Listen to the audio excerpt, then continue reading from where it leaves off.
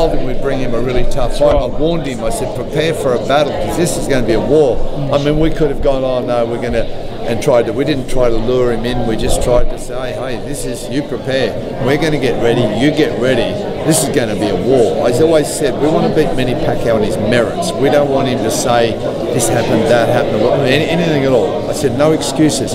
We're going to burn all of our bridges. We will have no excuses after this fight. I just want the same respect from your camp. No excuses.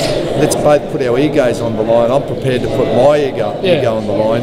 Freddie's got to put his on. Jeff has. We all basically stand naked up there and say, now let's do it and see who's the best man on the day. So, you know, we did that and I think we triumphed. It was a wonderful result. And as I say, I still think Manny fought his heart out. You couldn't ask any more of that. He certainly didn't.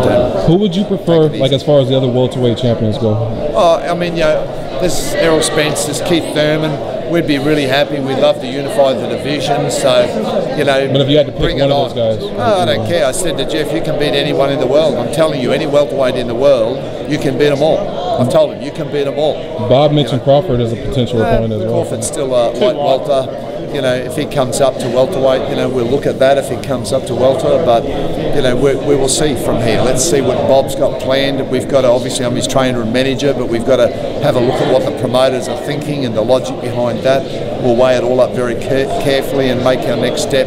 But we just want to relax and enjoy this one for the next couple of days. From looking at Manny, he obviously, it was a good performance, but do you think he should continue fighting from what you saw? Or depends what Manny feels in here, okay? It's all about heart. A fighter knows when the heart's not there. You know, when he's got to go, he's going to have to do some soul searching and just say, is the fire still in my belly? If the fire's still in his belly, then he'll be back. If not, you know, look at Evander Holyfield. I mean, you know, he kept losing. People say you're going to retire. He said, no, I'm going to get back in line. He did it 4 times and won the world heavyweight. So I never write off anyone. I mean, it's up to them.